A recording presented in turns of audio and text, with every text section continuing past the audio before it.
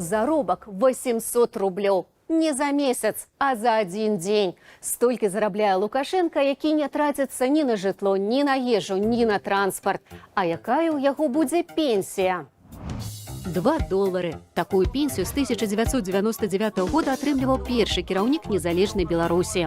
У 2015 годзе праз інфляцыю, дэнамінацыю і асабістае рашэнне Лукашэнкі не індексаваць пенсію Шушкевіча, яна стала складаць 20 центаў. А помните ту дикую инфляцию и девальвацию нашей валюты? Прыняў Лукашенко і рашэнне наконт сваёй пенсіі. Не менш за 17 000 рублёў. Ягоная пенсія заўсёды будзе роўная акладу новага прэзідэнта. Калі прэзідэнцкі заробак павысіцца, то павысіцца і лукашэнкаўская пенсія. Вот пенсии – это святое. Хаця на што яму тая пенсія? Вот деньги я ненавижу.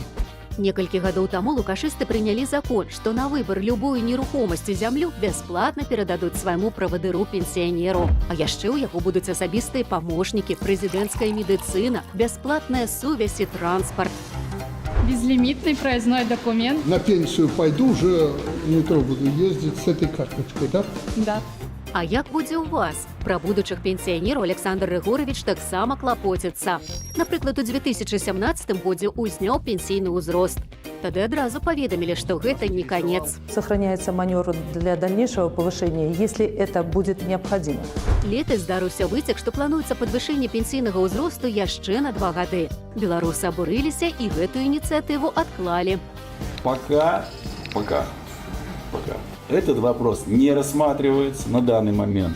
Але цяпер ізноў загаварылі пра падвышэнне пенсійнага ўзросту. І сёе-тое пачалі ўжо рабіць.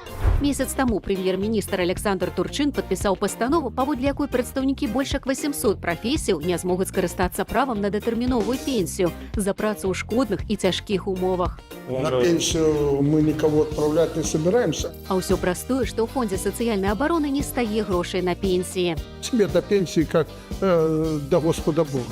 Ёсць і яшчэ адна прычына – Расія, з якой Беларусь цяпер уніфікуе заканадаўства, перадусім у працоўным праве. У 2028 годзе там мае завяршыцца пенсійная рэформа, паводле якой жанчыны будуць выходзіць на пенсію ў 60 гадоў, а мужчына ў 65. Только новых могилок. 40, 50. Мало кто до 60 доживал. Так хочется спросить у этих правителей. Люди, сходите на кладбище, посмотрите, насколько люди умирают. Может, только потом вы поймете, что не надо вот эти ваши законы о повышении пенсионного возраста. Калі ўлічыць сярэднюю працягласць жыцця беларускіх мужчынаў, то плёнам сваёй шматгадовай працы пенсіі яны змогуць пакарыстацца гады 4. Рабу кармана нет. Что мы на тот свет заберем эти деньги? На той свет і Лукашенко сваю пенсію не забярэ. Зато ён паклапаціўся, каб кожны чалец ягонай вялікай сям'і, акрамя сваіх доходаў, пажыццёва кожны месяц атрымліваў выплаты роўныя прэзідэнцкаму заробку. Толькі таму, што яны сваякі Лукашэнкі. У меня есть дети, у меня есть внуки. Это главное. Может, это пафосно звучит, но я об этом думаю. Жанчын-пенсіянерак у Беларусі ў разы больш, чым мужчынаў. Таму, каб больш сэканоміць на пенсіях, замест падвышэння пенсійнага ўзросту для мужчынаў разглядаюць магчымасць выраўняць узрост выхаду на пенсію да 63 гадоў для ўсіх.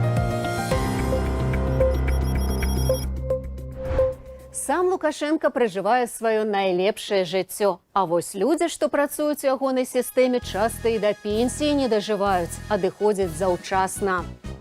Ты вот уже не губернатор, а я тебя все время мылю и за что? Мыліць, разносіць, ператрахвае жестачайша. Адной з самых рызыкоўных працаў у Беларусі становіцца праца чыноўнікаў. Умрите, но сделайте. У 28 гадоў пайшоў жыцця кіраўнік рагачоўскага МКК-сервісу Максим Бахтин, якога называлі перспектыўным кіраўніком і прарочылі яму паспяховую кар'еру. Такой хороший старт, чтобы добиться больших карьерных результатов. Максим Бахтин, руководитель хозяйства в Рогачевском районе. Камітэт дзяржаўнага кантролю акурат зусім нядаўна правяраў Рогачевский район. Это называется ужас. Это что? Ну, это уголовное дело. Да? Ну, это не я сказал. У Лукашэнкі так заўсёды. Калі нешта кепскае, гэта не ён.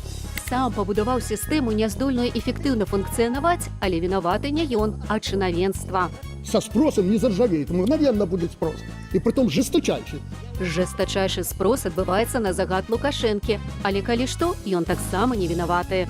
Потому что контролеры всех уровней просто стоят у них над душой, мониторят каждый шаг и отбивают желание работать.